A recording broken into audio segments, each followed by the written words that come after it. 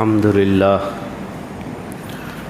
لله نحمده ونستعينه ونستغفره ونؤمن به ونتوكل عليه ونعوذ بالله من شرور أنفسنا ومن سيئات أعمالنا من يهده الله فلا مضل له ومن يضلله فلا هادي له ونشهد أن لا إله إلا الله وحده لا شريك له ونشهد أن سيدنا ومولانا محمدا عبده ورسوله أما بعد قال الله تعالى في القرآن الكريم يا أيها النبي اتق الله ولا تطع الكافرين والمنافقين إن الله كان عليما حكيما واتبع ما يوحى إليك من ربك إن الله كان عليما حكيما صدق الله العظيم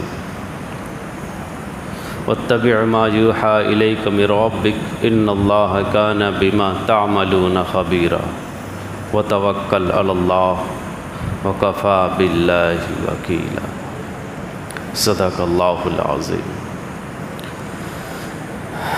محترم سامعین کرام، بزرگان محترم، یہ ربیع الاول کا مہینہ چل رہا ہے. ربیع الاول کے مہینے میں ہم سب کے محسن رحمت للعالمین مدنی آقا محمد الرسول اللہ صلی اللہ علیہ وسلم کے حیات طیبہ اور سیرت طیبہ کا خاکہ کہیں اجمالی طور سے پیش کیا جاتا ہے تو کبھی تفصیلی طور سے پیش کیا جاتا ہے. کہیں آپ کے اخلاق کریمانہ کو بیان کیا جاتا ہے تو کہیں آپ کے شفقت و ہمدردی، مروت و اخوت کو بیان کیا جاتا ہے. کبھی قبل النبوت حالات بیان کیے جاتے ہیں تو کبھی بعد النبوت کے حالات بیان کیے جاتے ہیں. کبھی گھریلو اور معاشرتی زندگی کو بیان کیا جاتا ہے تو کبھی طاعت ربانی اور عبادت کا پہلو بیان کیا جاتا ہے. غرض محسن انسانیت صلی اللہ علیہ وسلم کی زندگی کا ہر پہلو ہمارے لیے عمل کے لیے اور ہماری زندگی کے لیے کامیاب بنانے کے لیے سارے گوشے سیرت کے اندر موجود ہیں.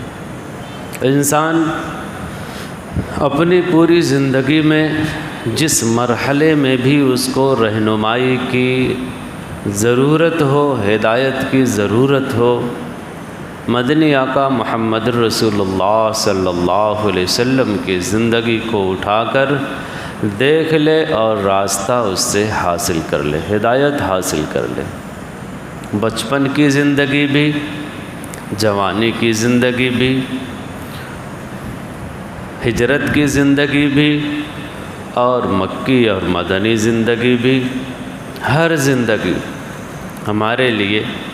اسی لیے اللہ نے کہا بھی ہے لَقَدْ كَانَ لَكُمْ فِي رَسُولِ اللَّهِ أُسْوَةٌ حَسَنَةٌ. تمہارے لیے جو زندگی گزارنے کا طریقہ ہونا چاہیے وہ وہی ہے جو محمد الرسول اللہ صلی اللہ علیہ وسلم کی زندگی. ہمارے نبی صلی اللہ علیہ وسلم کی ذات گرامی ہر اعتبار سے لائق تقلید ہے اور ہر ایک اعتبار سے، ہر عنوان سے اس کے اندر پورا وافر مواد بھی. ہمارے نبی کی زندگی ایک انقلابی زندگی. موجودہ دور کے لحاظ سے آپ دیکھ لیں، ہمارے نبی صلی اللہ علیہ وسلم اگر چاہتے مکے کے دوران پورے مکے کو بلکہ پورے ورلڈ کو کہہ لیجئے، یہ بھی کہہ سکتے تھے کہ آؤ ہم تمہیں اقتصادی زندگی عطا کریں۔ آپ مکے کا، جزیرۃ العرب کا پورے محل وقوع آپ دیکھ لیجئے، 3 طرف سے سمندر ہے، 1 طرف سے خشکی کا راستہ ہے۔ اس وقت آس پاس سلطنت روما بھی تھی، سلطنت فارس بھی تھی، یمن میں بھی، نجد میں بھی، آپ دیکھیے جگہ جگہ ایک حکومتیں تھیں، ان کے ایک لائف کلچرل تھے، ان کی ساری چیزیں تھیں۔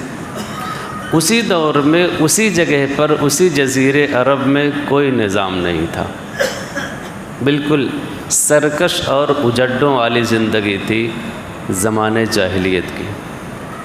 اللہ کے رسول اگر یہ چاہتے اور اعلان کر دیتے کہ بھئی دیکھو ہمارے آس پاس ایک متمدن قوم ہے،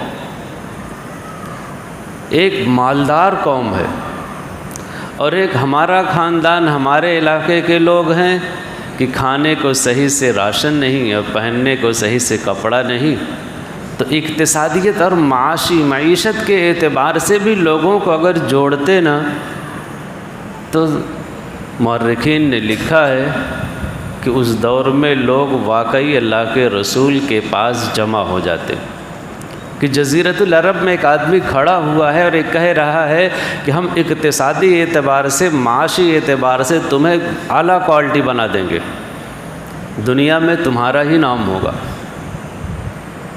لوگ اکٹھا ہو جاتے۔ اللہ کے رسول اگر یہ کہتے کہ دیکھو اس علاقے میں ایک دم لوٹ مار کا، چاروں طرف چہارداں کے عالم میں شہرہ ہے، علم سے دور ہیں لوگ، بے بہرہ ہیں، کوئی نظام نہیں، تھوڑی تھوڑی سی بات پر پشتہ پشت تک جنگیں چلتی رہتی ہیں، ظلم عروج پر ہے، آؤ ہم تمہیں امن و امان سے زندگی گزارنے کا ایک اصول اور ایک ضابطہ بنا کر کے دیتے ہیں۔ اللہ کے رسول اس وقت اگر یہ بات لے کر کے اٹھتے تو پورا عالم عرب اللہ کے رسول کے پیچھے ہوتا۔ اللہ کے رسول نے کیا، معیشت کا اعلان کیا، اقتصادیت کا نہیں کیا۔ امن و انصاف ہم تمہیں دیں گے، تمہاری لائف اسٹائل اچھی ہو جائے گی، ظلم کا معاشرے سے خاتمہ ہو جائے گا، کہا نہیں کہا۔ پڑھے لکھے پورے مکے میں 2-4-6 لوگ تھے۔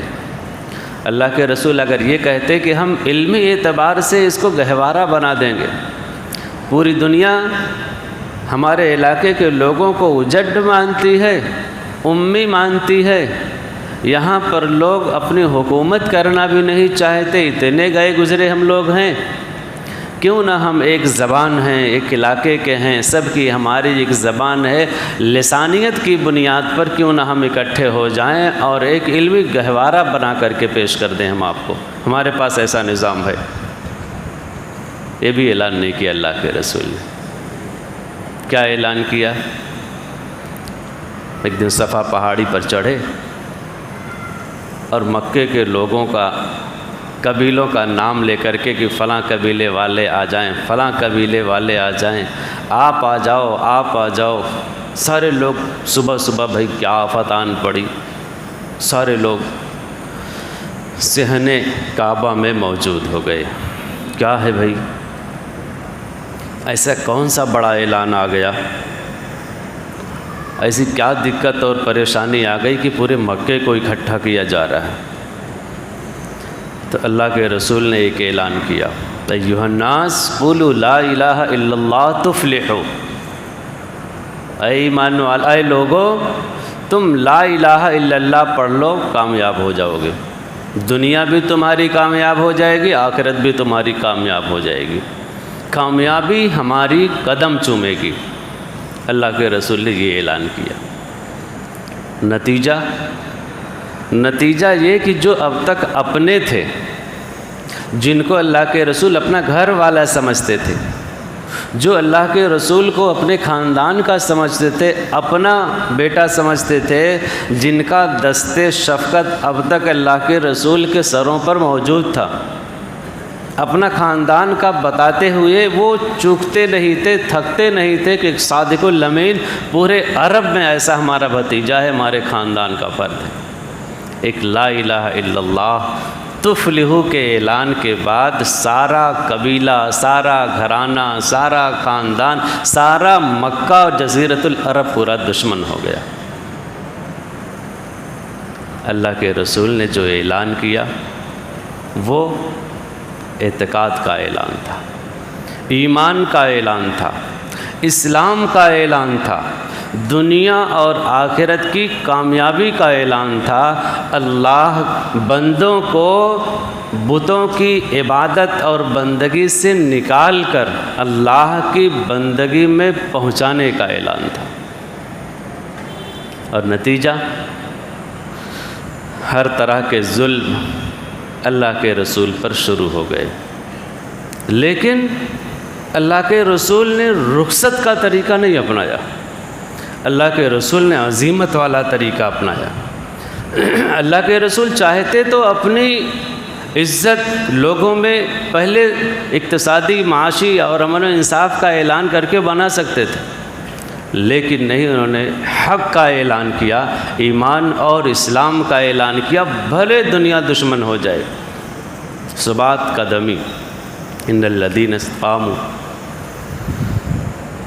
اللہ کے رسول صلی اللہ علیہ وسلم نے اس کا اعلان کیا۔